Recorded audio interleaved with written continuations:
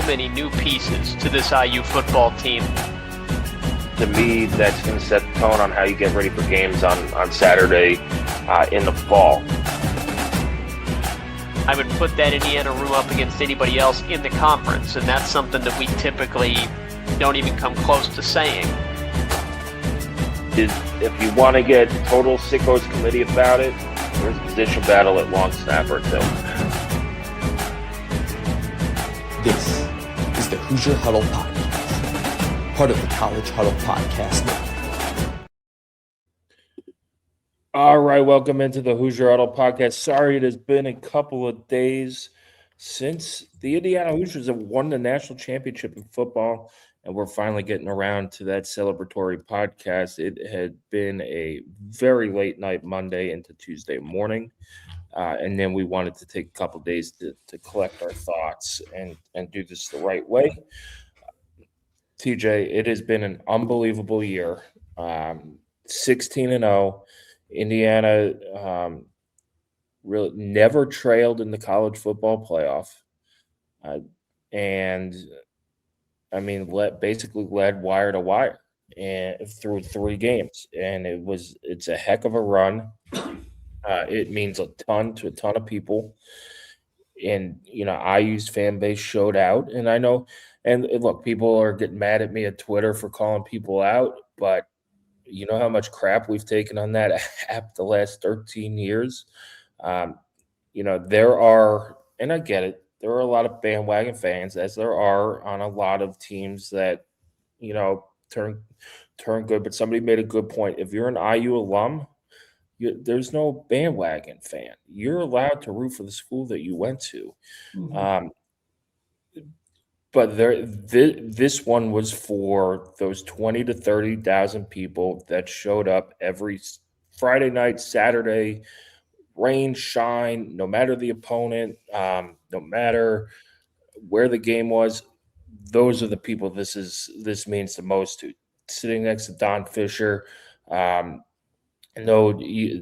got a lot of texts and I was on TV a lot. So sorry to everybody who had to look at me and now look at me more. But sitting next to Don and Buck and all the stuff that they've been through, Don for the last 53 years, but being part of that booth for basically the last decade, since I started doing it part-time in 2016, it was euphoric. And there was really, our angle sucked. So, it was tough. We were in the corner of the end zone, mm-hmm. and you couldn't tell on the opposite side of the field if it was a 14-yard gain or a 1-yard gain. But it didn't matter.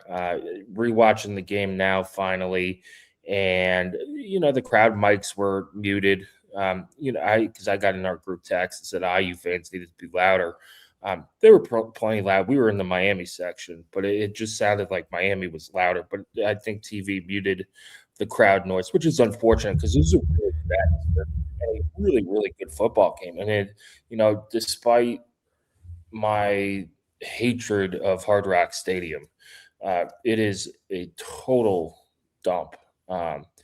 And my wife, who was at the game, goes, why don't they play this game, where the Dolphins play? So this is where the Dolphins play. She goes, yeah, they need a new stadium. This one stinks. But it was a great, it was 60-40 IU fans, maybe 65-35. But, Miami fans were into it. IU fans were into it. The crowd looked good in orange and red. Mm-hmm. It was a back-and-forth game with big plays on either way. Both teams survived the ref show to make it a game that really they didn't impact, even though they had some awful, awful calls that could have impacted the game and awful missed calls. But man, what a moment for Indiana to go down to Miami in their own stadium and basically control the game. I know Bill Connolly put out his win probability at 14%, but once IU jumped out to that 10-0 lead, you felt pretty comfortable that they could hang on and that Miami really couldn't score with them. In the second half, you kind of got nervous after they started establishing the run and Malachi Tony.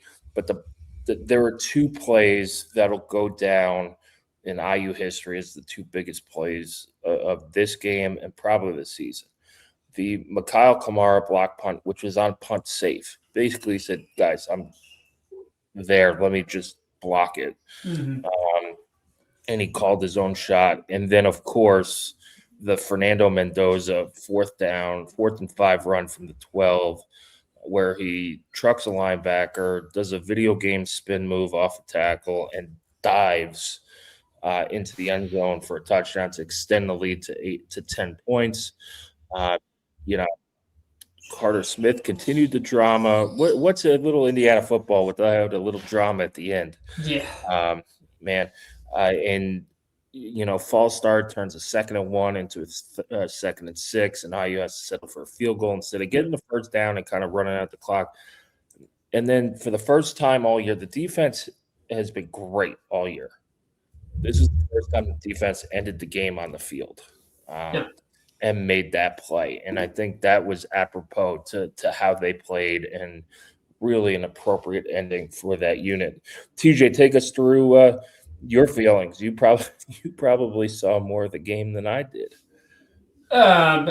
So you said we needed a few days to kind of gather our thoughts, and I don't know if I'll do any better articulating what I was feeling and what this season has meant.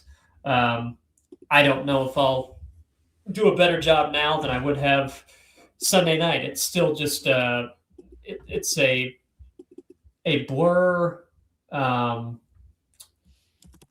I've described it as a dream that I don't want to wake up from. Yep. I think coming into the game, I felt a little bit nervous by how much confidence there was that it was going to be just a lopsided march, a coronation, really, right? That the game itself would just be a kind of a celebration, similar to what we saw play out against Alabama and against Oregon, where the second half was pretty much just a party for IU fans as they ran out the clock. I thought it was a very interesting matchup, and we talked about it on our preview, just in the style that Miami wanted to play and the physicality that they would bring to the game on both lines of scrimmage. Yep. And it was, as IU's offensive line, accurately said, that was the toughest defensive line that Indiana went up against. And it was not particularly close either. I know Caden Curry had his moments against Indiana in the Big Ten title game. He deserves credit for that. But just as a whole unit for 60 minutes, that defensive line was a major problem. And Miami doesn't need my credit. It doesn't mean anything to them. But I give a ton of credit to Ruben Bain and Akeem Mesidor. They nearly wrecked Indiana's national title game. They were fantastic, both of them. And I know that Ruben Bain doesn't have the exact length that NFL teams want in an edge guy, and he doesn't have quite the size that they want in an interior guy. Draft him. He is man. He is going to be a really good player for a long time in the NFL. I don't care what his measurables are. I don't care how he tests at the combine or any of that stuff. He's going to be a really good pro. Terrific players. And they caused Indiana a lot of problems. So they did. They were in the backfield. There were plays where they went unblocked. Yes. And I don't know why they tried to do that. Now, IU did a good job kind of keeping them off balance a little bit with the run game and the RPO game, but IU couldn't take their deep shots because Mesidor, Bain, and Mohamed Toure also deserves credit. He played a heck of a game as well. Were in there. Now they played their brand of football, which was going to be physical up until the line and probably over the line on a couple of those. Yep. And I thought, that was a textbook definition of targeting on Mendoza. IU got very, very lucky that he did not get knocked unconscious, because that's like taking an uppercut to the jaw where, it's that spot where people just go down. He's bleeding from the mouth, gets hit late a couple other times. There were a couple other plays where an IU runner steps out of bounds and then takes a hit. I thought we lucked out with a Big 12 crew. That Big 12 crew was awful. Yeah. Awful. There was a replay where the return man, his rear end hit the ground, and all of a sudden we're saying it didn't, and then reviewing it and saying his knee hit the ground. His knee never hit the ground. It was his butt. There were pass interference calls that were not called. They made the decision right at the outset of that game that they were going to let the defensive backs defend however they wanted to. Yeah, which is fine. On every pass play. The line is on the late hits and the targeting, because that's what you're trying to get out of the game. And if that hit wasn't targeting, then I don't want to see that call ever called again in college football, even though that's the exact hit you're trying to get out of the game. Yeah, he's finishing off a run fake and all that stuff, and he's technically not a defenseless player, right? But you had the two indicators of the crown of the helmet went into his jaw and he launched. So this wasn't like a ticky-tack side of the helmet on a defenseless player, or like the Micah McFadden one. And then every time, like Omar Cooper took a couple shots where he was out of bounds and they didn't throw the flag, and it could have gotten ugly. And IU, this is what IU knew Miami was going to play this game, and they didn't blink. They didn't respond. They just put their nose down, said, as the Miami fans have said all last week on social media, spot the ball. That's what IU did. Let's just spot the ball, continue to drive, and they went down and they led wire to wire. Yeah, it was a close game. But if some of those late hit calls get called, this is more of what you predicted, a 31-20 game, as opposed to a 27-21, turned into a nail biter. Right. Yeah, I think that's very fair. Indiana goes up 3-0 with that field goal. If that targeting gets called, they've got a 1st and goal inside the 10. And if they score a touchdown there, plus add the next one, that's 14-0 instead of 10-0. Who knows how it plays out. But I'm glad ultimately it did not impact the outcome, right? Yep. A couple of, as we just kind of work our way back through the game, a couple of players that I don't think get talked about much that had really solid performances. Mitch McCarthy, who I think has been great game, an absolute great game. Kind of shaky at times, but also rarely called upon. He was called upon and punted really well. I know Malachi Toney had a couple of decent returns, but he's going to do that. Phenomenal player with an incredibly bright future. But Indiana handled him pretty well on return coverage, and Mitch McCarthy did a great job of getting good distance on his punts, but also placing them so that Toney couldn't be terribly dangerous on the returns. Yeah. So credit to him there. And then a player that I know does get talked about a lot, but Charlie Becker, again, I know he doesn't end up with the touchdown, but what a run from Charlie Becker in the back half of the season. I mean, over the past 7 games, over 550 yards receiving, and just monster catch after monster catch. He really, down the stretch, became Indiana's go-to guy in big moments. Yep. And came through time and time again. The catch that he had on the sideline that was a back shoulder throw to his outside hip, that he caught that ball while falling with his fingertips and was able to hold on and secure that as he's falling, getting those 2 feet in. Remarkable job by Charlie Becker. I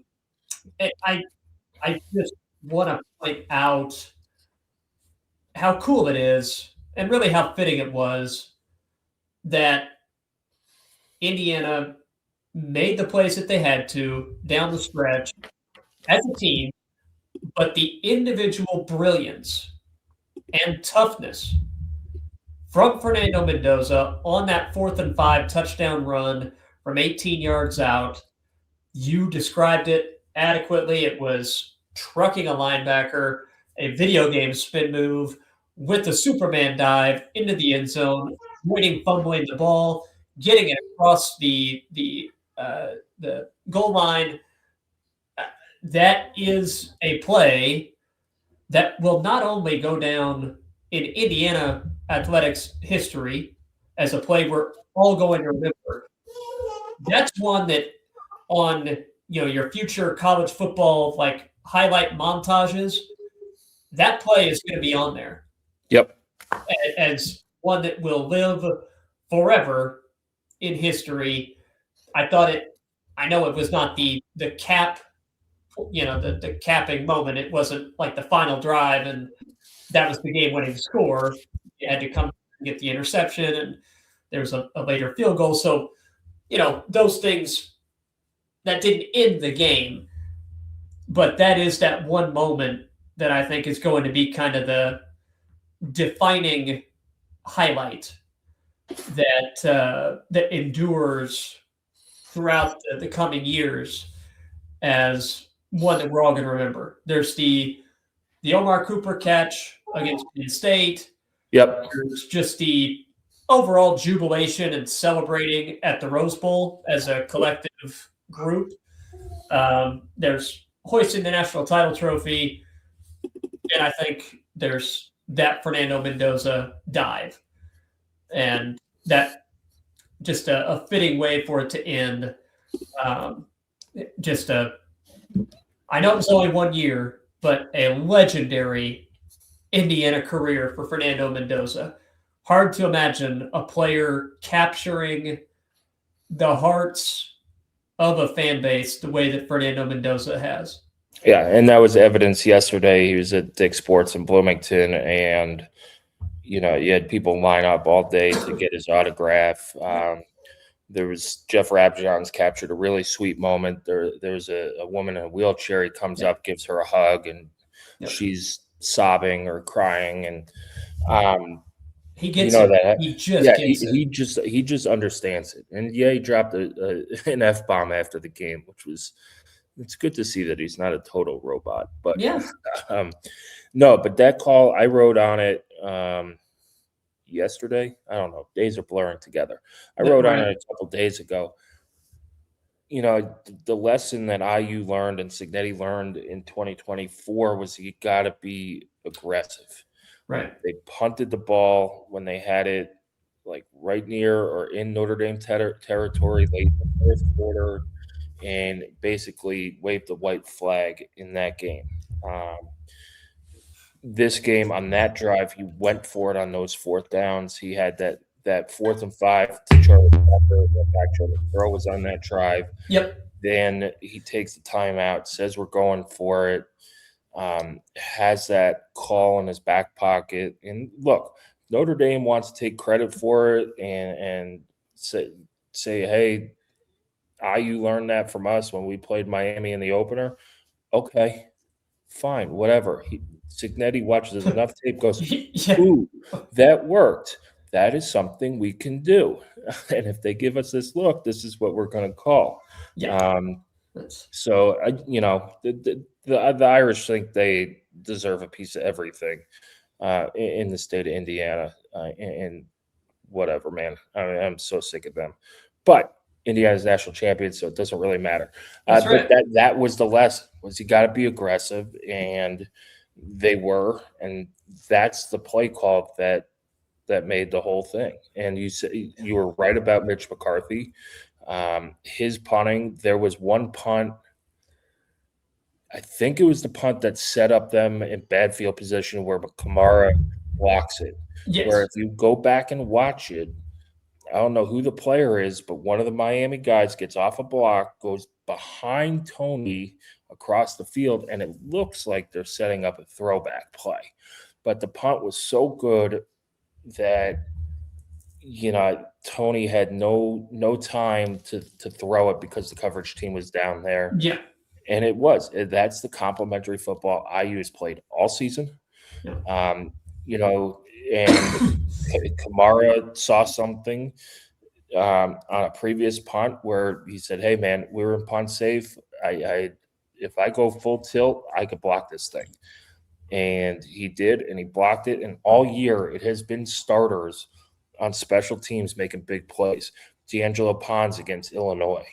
Isaiah Jones blocks a punt or two in there. Isaiah Jones recovered the fumble or the block punt for the touchdown against Miami. You have Charlie Becker made 7 special teams tackles this year as well. Like, when you have that kind of buy-in, and that's how special this group is. You have All-American, all Big Ten type of guys making elite plays on special teams. Yep. Another guy who goes under the radar, TJ, because he kicks extra points and doesn't get credit for his field goal, Nico Radicic, man. He's kicked 1 million extra points, hasn't missed any of them. Almost missed one. I know. He clanged it in. He was so automatic that when I'm doing my stat sheets for Don and writing it, I barely even watch the extra point because I know it's going in. He was great. Quinn Warren filled in great for Brendan Frankie down the stretch. And, Miami didn't get Malachi Tony the ball in space on special teams where it could have been, a game changer. And they made the mistakes that we thought they would make. There was a punt return where they get it out to the 41, get called for a holding, and it's essentially a 31-yard penalty. Mm-hmm. There was the face mask on, I think it was Kalon Black, on a third and long that gives IU a first down. The missed field goal. Awesome edits on Twitter on that, by the way, with some music to it. The missed field goal. Things like that, just the interception at the end. Those are all things we talked about going into the game. IU didn't make those mistakes. They had a couple penalties. Ruben Bain was awesome. I'm glad he's going to the NFL, so nobody has to see him in college again. He was fantastic. Yeah. Really special player. And then, of course, to have the Miami guy ended on a pick, man. Yeah. Indiana's run defense, we haven't mentioned that yet. Yes, Mark Fletcher busted one run with really good blocking on the outside by Daniels. Poor fit by Amari. It was a bad angle and a poor run fit for Amari Farrell. But on the whole, let's say that run goes for 4 yards instead of 57, right? So 4 instead of 57. You're looking at Miami rushing it 21 times for something like 55, 56 yards. They end up with 110, average 5.2 yards per rush. That's good. You take away that one explosive run, and it's a fantastic game for Indiana's run defense. And you saw it a couple of times in short yardage. after getting stuffed a few times, Miami stopped going to that well. And that's something that Mario Cristobal would hate to do, is to think that they could not pick up a short yardage rush. I think it was an interesting defensive game plan in that didn't really come after Carson Beck much. They wanted to keep him in the pocket. Yeah. And so drop guys back into coverage, because I think that there was a feeling that, okay, we can confuse him in coverage. And I think Beck did a nice job of keeping the ball out of harm's way until the final play. I get it, but there were a couple plays where Isaiah Jones almost got one. Yeah, which would have been an unbelievable catch. Yes. But there were a couple other plays where the ball gets tipped up in the air and it's just out of reach of IU defenders. Right. But that was part of the game plan. You saw when Beck had scrambled a couple of times, that's when they hit their big pass plays. Tony, he is really good too. He's got that so dangerous speed, man. That's fun to watch. And, IU did a great job in the first half containing him and making tackles. And then he got into space in the second half. But yeah, and to me, Carson Beck, I would hate to be Carson Beck's teammate, man. I mean, this is just based off his body language on the sidelines. Every time they showed him on TV, he's throwing his hands up. He's, shaking his head. It just looked like anytime something went wrong, he just lost it. So, and I don't know who to give credit to, but somebody did an edit that put Steve Buscemi's face on the body of Carson Beck, and it was a little looked closer to reality than I thought it would, but there were definitely the sloth ones too are pretty funny. Yeah. There were definitely moments of exasperation, particularly in that first half. It did feel like coming out of the locker room, Indiana ahead 10-0. Miami had gotten absolutely nothing, 69 yards, and their offense was visibly frustrated. Yep. It felt like that first drive of the second half was a real chance for IU to kind of make Miami tap out. If you could go on a nice drive. Kind of like the Penn State game. It was a lot like the Penn State game. On the whole, you had a team that was extremely talented and athletic, and just from a stars matter, it was a mismatch between IU and Miami. And it's similar to Penn State, and you had a team that in the second half, and Miami was clicking, right? And they had found something. And before that occurred, it felt like IU had a chance to kind of knock them out before they were able to get into that rhythm. Obviously, didn't happen. A pair of sacks, and IU goes 3 and out. And then Miami breaks the run with Fletcher. It was a 2-play scoring drive, and it was okay. Yep, this is not going to be a party all second half this time. So credit to Miami for fighting back, sticking in that game. I thought Indiana ran the ball pretty effectively, given the run defense they were going against. Kayvon Black in particular, man, I'm going to miss watching that guy play. He runs so hard. Hemby as well. Kayvon Black ends up leading the team to 79 yards on the ground, and both of them go over 1,000 for the season. That's awesome. Quite an accomplishment to have 2 1,000-yard rushers. Yeah, I know, 16-game season, I get it, but I don't care. I'm giving them credit for it. Yeah.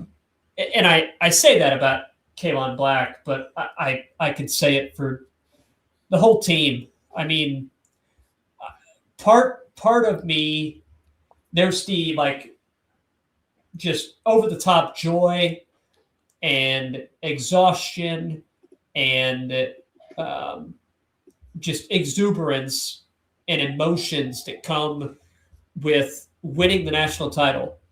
I really, really care about 4 teams. And it's not the Colts. It's not the Pacers. They're great, whatever, but I'm not emotionally tied to them. And 2 of those teams are IU basketball, IU football, by far number 1 IU football. All the teams that I root for have played for a national title, a championship of any kind, now a grand total of twice. IU basketball against Maryland, and they lost, and now IU football. Like it's an exceedingly rare thing for teams that I'm emotionally invested in. And I got to tell you, it was brutally tense. Like it was rough. It was rough to get through, but so worth it. Yeah, I miss those. I miss those stress-free playoff games in the Rose Bowl and Peach Bowl. Like somebody texted me after that. It's like, man, these are boring. I said, listen, enjoy these boring ones. Because boring's awesome. Boring's awesome. Yeah, as long as you're on the winning side of boring. That's true. Us on this site, we have been through our good share of bad boring. Where it's you kick off the game and you know that there's basically no hope that you're even going to be competitive. Yep. Right. Yep. So you've got those emotions, but there was a bit of sadness the next day because there wasn't another game. There was not another chance to watch this team play, and it has been such a positive experience to be able to cover this team, follow this team, root for this team, and get to spend 3 to 4 hours every week watching them play football at such a high level and being able to root for these guys that, by all accounts, just a great group of players that formed something together that was even better than the individual parts. And I'm going to miss being able to watch them. And yes, IU's probably going to be very good again next year. Probably. But it's never going to be what that season just was. It is never going to be this team again. They can be great next season, and I'll love that team too, right? Yep. But we never get to watch this team again. And those guys never get to play as a team again. So there was a bit of sadness that I'm feeling because that's it. That's it. And it's 16-0, eternal glory there, Indiana's national champs, and that never changes, right? That's a team that will forever be celebrated and remembered, and they deserve it. Just a great, great group. And it was interesting. I saw, I don't remember which Channel 13 might have been. I don't know. I've watched so much stuff, but asked there was an elderly gentleman that had been a season ticket holder for since 1957 or something like that.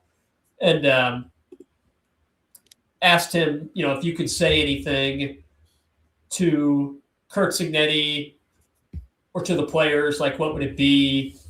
And his answer was fine, something about you've accomplished a great thing or something like that. My answer would be thank you. Yes. That would be my answer, would be thank you. Thank you for putting that product on the field every week and for bringing a national title to Bloomington. It'd be thank you. And I'm just so grateful that I got to experience it.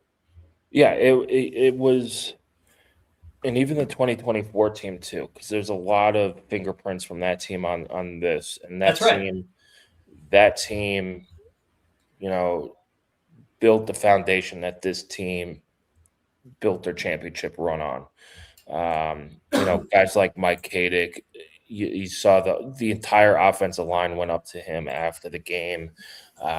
He got to party with them after the game as well. A guy like Curtis Rourke, who was such a warrior and didn't get to finish the job, saw the job finished with Fernando Mendoza. Yeah. Those guys still mean a lot to this version of the team. But this team was so special, so close together, and just so fun to watch. They didn't make mistakes on the field. They weren't obnoxiously celebrating. They had some celebrations and they were fun and all that stuff, but they weren't, over the top, every single play obnoxious. There were some real great personalities on this team too. Led by Fernando Mendoza, yep, Pat Coogan on it, Eliza Surratt, all those guys, Omar Cooper, who hopefully is back, and they were the perfect team. That is the best way to describe it. They took what IU tried to shove down fans' throats with love each other, and they did it organically. Yeah. That team loved each other, and they will love each other for the rest of their lives. And when they come back to reunions and celebrations and all that stuff, it's going to be super special, kind of like the 1976 team for IU basketball. It's while we didn't see that in person, you see the celebrations around it and people talk about it. That's how this team will be talked about. Yep. So, yeah. Let's do what's next for IU, TJ, before we get out of here. What's next is people should enjoy this, and it might be hard because the college football calendar doesn't give you much time to enjoy it. You've got junior days coming up, starting on Saturday. You have the transfer portal with some guys transferring in and out already. I would expect, this is nothing official, so don't anybody quote me on this. I would expect that spring practice gets pushed back in terms of getting guys, healed up. Right. But we'll see. That's one of the drawbacks of ending your season on January 19th. Next year, the season ends on January 25th or 26th, which is absurd. We'll get into all that this offseason too. But IU does have some needs to fill. There's transfer portal stuff. They need some offensive linemen in there as well. We'll see where they go from that. They probably need another quarterback. I know Grant Wilson got another year back, so maybe that checks that box. Tyler Cherry also was dressed for the game and warming up. So it looks like he's physically might be ready to go for spring practice, which is huge. Yeah. And then you have to fill the strength coach position. Derek Owens leaves for Tennessee. They made a whole big production out of that. And then you got to see that there are rumors that some I think Ola Adams was in play for the defensive coordinator job at Rutgers. Yep. And we'll see if they could keep most of the staff intact. But there are little pieces that need to be replaced and all that stuff. But for the most part, just enjoy it. And if you want to go back, I know, TJ, you're not going to watch this team live again, but if you want to go back and rewatch the season, BTN Plus and YouTube TV have it all. Right. Yep. We know, I guess it's not officially official, but, Fernando Mendoza will, in all likelihood, be the number one pick for the Las Vegas Raiders. Pons announced he's going to the NFL. Right. D'Angelo Pons, we know, is gone. We are we're pretty confident that Carter Smith will be returning for his senior season. After the game that he was coming back. At this moment, he was coming back. Right. So we can write that one in pencil, not permanent marker, but we know that. We have not heard from Omar Cooper on what his plans are. And I guess Amari Farrell, we can add him as one that is coming back as well. Yes, so he officially announced he was coming back. Yeah, so you've got, a lot of those will they, won't they decisions have either been made or are going to be in the very near future. I believe the deadline to declare for the NFL draft is Sunday. Is that right? It's this week. Yeah, it's probably Sunday. I think it's Sunday. Again. And the deadline. IU, the portal's open for IU in Miami for 5 days starting. Right. I think it was on Tuesday morning. Yeah. Yep. So that would extend through, I guess, Saturday night. Now, that doesn't mean you're going to hear everything. They could, notify IU that they're entering the portal Saturday night, and then we don't hear about it until Monday or Tuesday. But we're getting to that time, and then the celebration, whatever they're officially calling it, currently scheduled for Saturday at Memorial Stadium at 1:00. It will be on Big Ten Network, and we'll see if that proceeds. Bring multiple jackets, gloves, hats. It's going to be cold. We'll see what the timing is of this snowstorm. Luckily, I'm still in Florida right now, but we're heading back tomorrow, and luckily, I think we'll be ahead of the storm coming in. But yeah, it's hopefully that celebration could be held in Memorial Stadium, and it gives a chance to the fans who didn't get to see it, and I'll talk about this later in the offseason too, to give the fans who didn't get a chance to see this team in the playoff at any of the 3 games, a chance to celebrate with them at home. So also want to give a shout out to the people who celebrated on Kirkwood. There were no major incidences. A couple stop signs were slanted here and there, but nobody got hurt that I know of. There was no major damage, no looting. One couch got set on fire, which probably needed to be set on fire if it was a student couch. So good job there. Assembly Hall watch party looked phenomenal. Alumni watch parties that I've seen on Instagram look phenomenal. So it's IU did it the right way. The fans did it the right way. And now you could buy up all that merch and celebrate with it. We have a couple shirts ourselves on the gear store that's on our homepage. Ignore the buy by January 9th because the store is open until the end of the month. A lot of stuff. Check it out as well. And then we're moving to basketball season, but we have a lot of recruiting, a lot of portal stuff. Oh, yeah. And then we'll get into to spring practice. But right now, we are enjoying this historic season for IU. And then we might not ever move on, but we will move forward with our coverage on things. So that's right. TJ, any final words? Yeah, IU is now in the conversation as a college football power.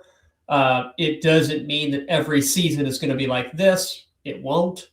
No. But Indiana is now in the conversation as being a top-end football program, right? Yes. And top-end football programs, they don't have off seasons, okay? There's an extended time between the games, but we're not going anywhere. There's a ton to talk about. We'll wrap up portal recruiting. We will wrap up 2026 class, and that's coming in. Talk about the 2027 class, which is starting to form and looks like it's going to be really good ratings-wise. And then, of course, spring ball, as you said, probably moved back, but even if it is, it's right around the corner. So we'll have a ton to talk about there. And then obviously, as of next week, we'll know who's staying, who ends up going, and have a really very good idea of what the roster is going to look like for the 2026 season. So it doesn't stop. We will be here, and I know we're excited to keep talking about football and keep kind of reminiscing about the season that was, one that we're never going to forget. Yeah, it's a special, special season. We'll have, the portal might close for IU here in the next couple of days, but that's only to go in. They could always grab people out up until, I don't know, probably whenever the roster needs to be set. Yeah. And then, we'll talk about how to fix college football, what the issues are. And then we'll get into spring sports, basketball, all that stuff as well. I do want to thank the people who've stuck with us throughout this year. This has not been the easiest year to be a fan of Hoosier Huddle. We went from independent over to rivals, back to independent, a lot of tech issues, just a lot of headaches for a lot of people, including ourselves. This wasn't an easy move for everybody. But those who have stuck with us, those who have joined us, we're close to getting back to where we were numbers-wise with rivals and stuff like that. So thank you for sticking with us throughout this whole thing. Hopefully you stick with us the rest of the way as well. If there are suggestions on how we could cover these programs better, let me know. And we'll try to do our best. But I feel like we have the best team on the internet as well. So keep coming back. HoosierHuddle.com. Follow us on Twitter at Hoosier_Huddle, on all social media platforms as well. TJ, it has been an absolute privilege to cover this season with you guys, with everybody here. So shout out Alex, Nate, Nick, Ben, Cameron, and Matt St. Charles, who came on late with us. Jamie Jordan, who did IU Reactionary, great addition to our site as well. Evan Alvarez, and then of course everybody who's come out beforehand as well and help this site grow and get us through some pretty bad seasons, but also some pretty good seasons. Yeah. So come back, check out our forums, and we'll get back to it.